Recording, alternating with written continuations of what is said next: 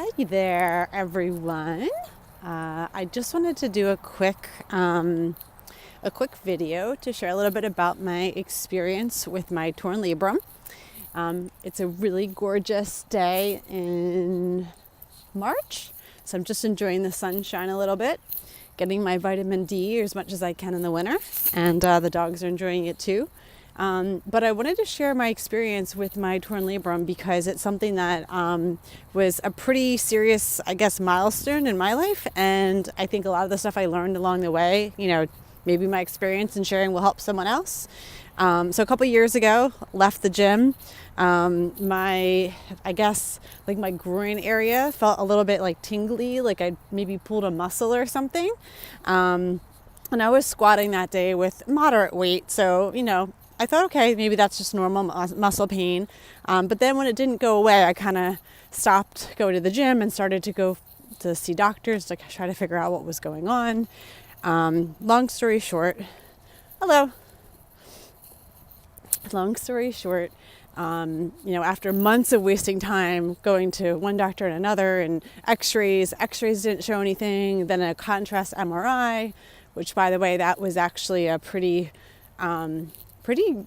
scary experience. It was like a 8-inch needle had to stick in my hip so that they could inject the dye in there and then go into this, I never had an MRI before, but I had to go into the MRI machine and lay completely still while it made all these sounds around me. So it was a little traumatic. And I definitely think a lot of the trauma for me was not necessarily the actual MRI machine, but just the fact that I really had, from a values perspective, I always had really aligned around, I'd say, an intensity in the gym.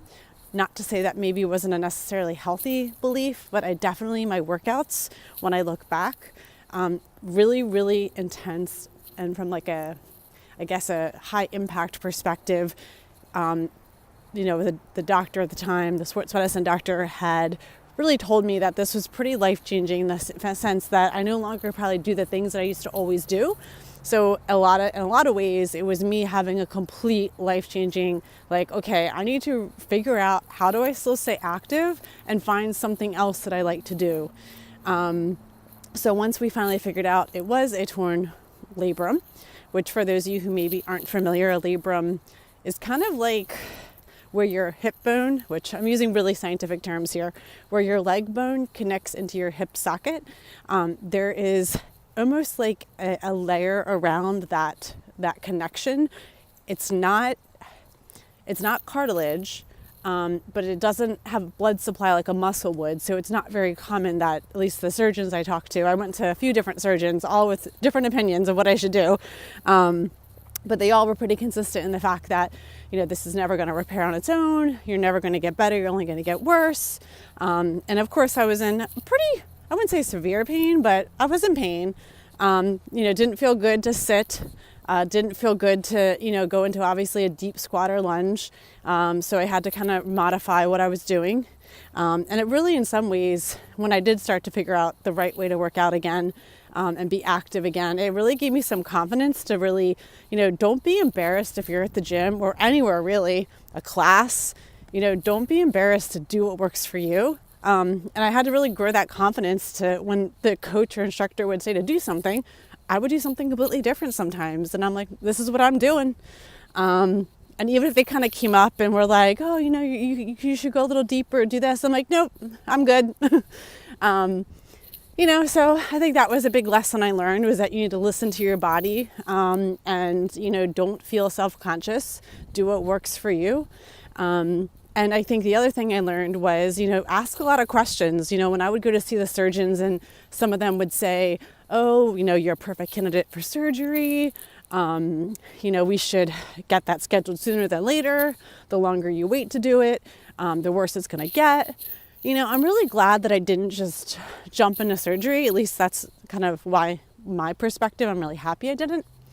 Because by asking a lot of questions, and really, I actually would even find patients who had surgery by the same surgeon I was going to. I actually found a friend of a friend who knew someone, called them, kind of interviewed them to see what their experience was like. So I really did my homework. And for me, I tried everything else. So I tried chiropractor, I tried massage therapy, I tried acupuncture, I tried all kinds of things. And I also started to research food and what food is known for anti-inflammatory properties. So really completely transformed my life in a way.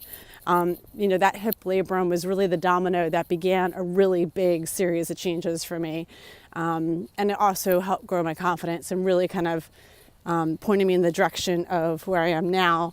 So I just wanted to kind of share that. What I found worked best for my hip labrum tear is that I do acupuncture and cupping.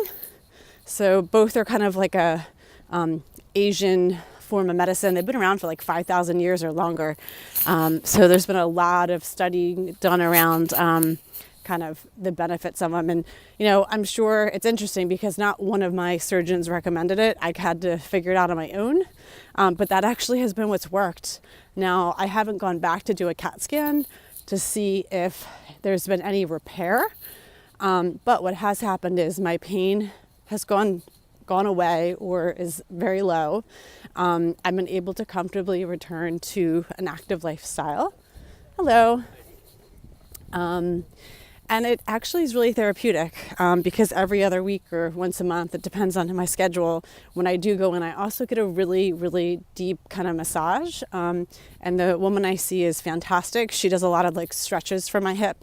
That really helps. I do a lot of stretching at home. So it's been several years now. And the patient I had talked to a while back when this all was happening, she said she was waiting as long as she could. And I think she made it about a year before she was in so much pain. She just had to get the surgery done.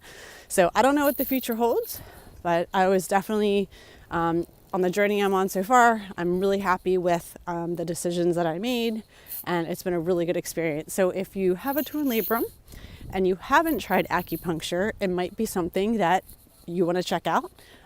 Definitely been effective for me. So that's it. Just wanted to share in case anybody was curious about hip labrum tears and wanted to hear from someone who's been living with one for a few years and it's doing pretty good. All right. Thanks.